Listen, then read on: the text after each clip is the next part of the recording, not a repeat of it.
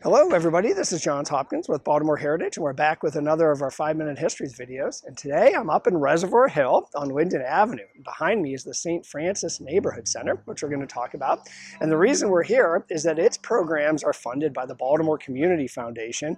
And this is the second in our two-part series, helping BCF celebrate its 50th anniversary. And I'm thrilled because, again, today I'm going to be joined by Shanisha Sauls, who's head of BCF. But before I turn it over to her, just want to say a few words about where we are and where we're going. Last time we talked about how the idea of community foundations got started 100 years ago in Cleveland, and then how our own community foundation got started 50 years ago here in Baltimore. Community foundation, if you're just tuning in, is a philanthropy that gives out money to good causes, and it's run by a set of trustees that can adjust to the times to make sure the gifts go where they're most needed. So what kind of gifts did it do initially, and then what is it doing today? I'll do the initial part and then turn it over to Shanisha for the today part. Its earliest gift, or one of its earliest gifts, was by its founder, Robert Levy. He was head of the Heck Companies. I know a number of you probably shopped at Heck's here in Baltimore or maybe in Washington. He had formed his own foundation, the Heck-Levy Foundation, and gave BCF one of its first gifts, designated the money go to education and the arts, two areas where BCF invests heavily still today. One of the most long-standing investments projects is a group called Great Kids Farms. And that was actually started 100 years ago by a gentleman, an Episcopal minister named Reverend George Bragg. 100 years ago, he bought 33 acres in Catonsville in Baltimore County for a foster home for African-American boys. And he and the Episcopal Church ran that facility up until about the 1950s when they sold it. And guess who bought it? Baltimore City Schools. The city school system bought it and used it for a nature center. Now, if that sounds a little bit odd, Catonsville is in Baltimore County, not in Baltimore City. And the last time we had a boundary expansion was 1918, and we're not about to have one again, I don't think. So, but the fact that the city bought county and the property is unusual, but not unheard of. Some of you have maybe made it up to the Cloisters on Falls Road in Baltimore County. That's owned by Baltimore City, run by the Baltimore Office of Promotion in the Arts as a great event space, wonderful wedding facility. So not unprecedented. The school system ran it as a nature center up until the 1990s, and then decided it couldn't do that anymore. And it sold, and it left it vacant. But in 2008, a number of school employees came upon the property and thought that it was a fantastic place. They volunteered their time, literally rolled up their sleeves. They restored greenhouses. They planted orchards. They planted vegetable gardens. They restored a wonderful stone building, historic stone building, to use as a classroom. And today it is a city school system.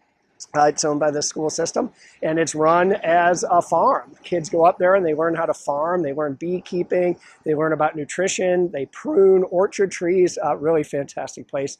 And of course, funded by the Baltimore Community Foundation.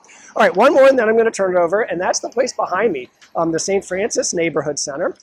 It got started in 1963. It says that it is the oldest youth enrichment center in the city. I think I believe them. And its mission is pretty lofty. It's to end generational poverty. There are over 1,000 kids right around here who live below the poverty line.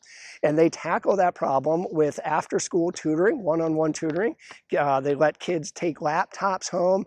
They have classes in everything from French lessons to karate to cooking to even one that sounds really intriguing called Little Medical School for grade school kids and high school kids.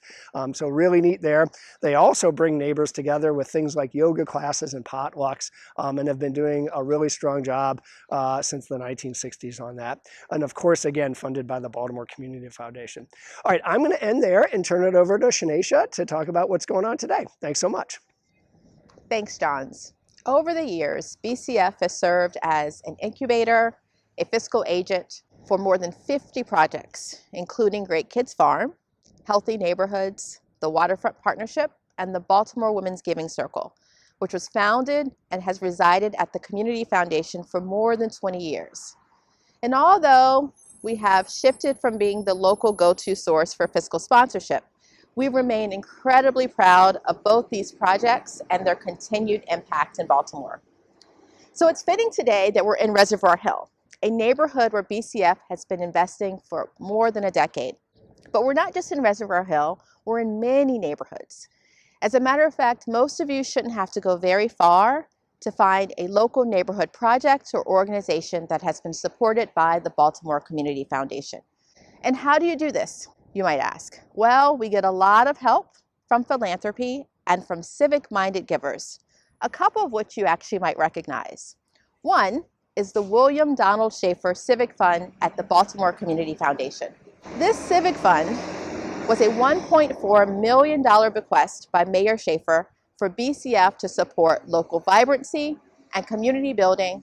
And since its inception 10 years ago, we have supported more than $800,000 in projects, from community cleanups to community block parties, gardens, barbecues, street lighting, festivals, and so much more, all to help create a better Baltimore and communities where we live.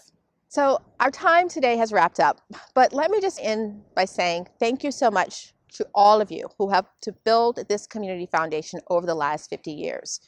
There are people, projects, ideas that fuel us every day and inspire us to build a better Baltimore. So thank you, and we look forward to our 50th and the next 50 years.